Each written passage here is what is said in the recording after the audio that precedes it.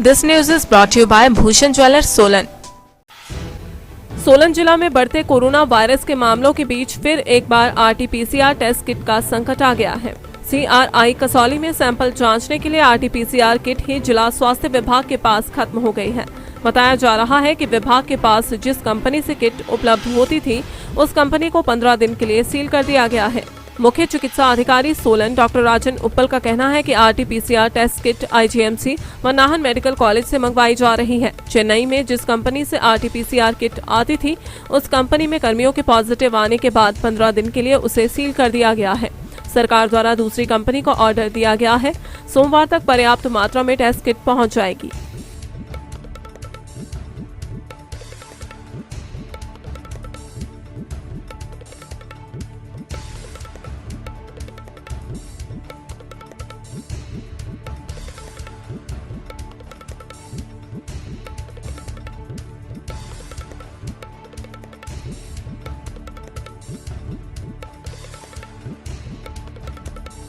Divya Himachal TV के लिए सोलन से मोहिनी सूद की रिपोर्ट।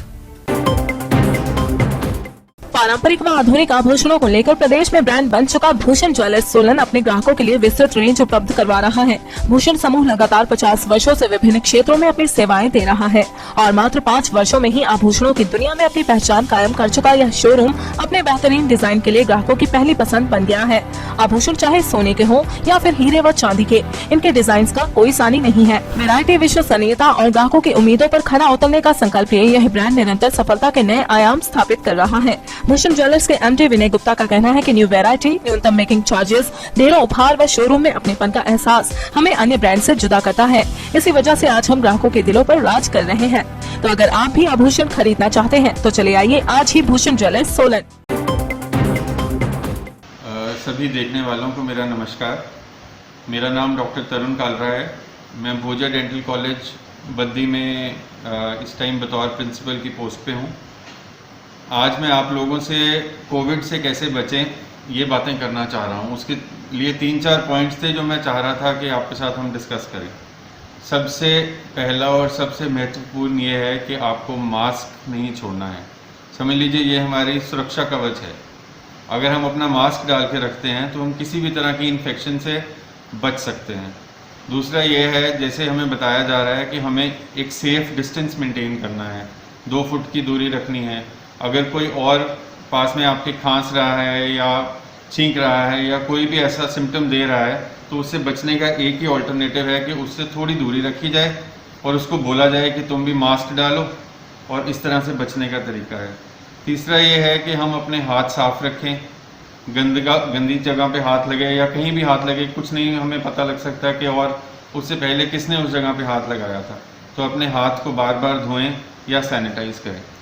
चौथा और सबसे इम्पॉर्टेंट पॉइंट ये है कि हम वैक्सीन से ना डरें, वैक्सीन ज़रूर लगाएं। वैक्सीन बच्चों में हम वैक्सीन क्यों लगाते हैं? हम लोग सब जब बड़े हो रहे थे हम वैक्सीनेशन लगाते थे बीमारियों से बचने के लिए। उसी तरह से कोविड से बचने के लिए जो वैक्सीन है वो बिल्कुल सेफ़ है और सबको इस्तेमाल करनी चाहिए। अगर मैं आपसे बताऊं, मेरे पास कई लोग आके बोलते हैं कि वैक्सीन हम क्यों लगवाएं, वैक्सीन से हमें क्या प्रोटेक्शन मिलेगी। तो एग्जाम्पल के तौर पे आप ये समझ लीजिए कि हम गाड़ी में जाते हैं तो हम सीट बेल्ट डालते हैं। हम सीट बेल्ट क्यों डालते हैं? सीट बेल्ट हमारा एक्सीडेंट होने से हमें नहीं बचा सकती, मगर अगर हमारे ऊपर कोई प्रॉब्लम आ जाए या एक्सीडेंट हो जाए या कोई मुसीबत आ जाए तो सीट बेल्ट एटलीस्ट हमारे को उससे बचाव कर सकती है कि हमें कम चोट लगे या एटलीस्ट कुछ ना कुछ प्रोटेक्शन हो।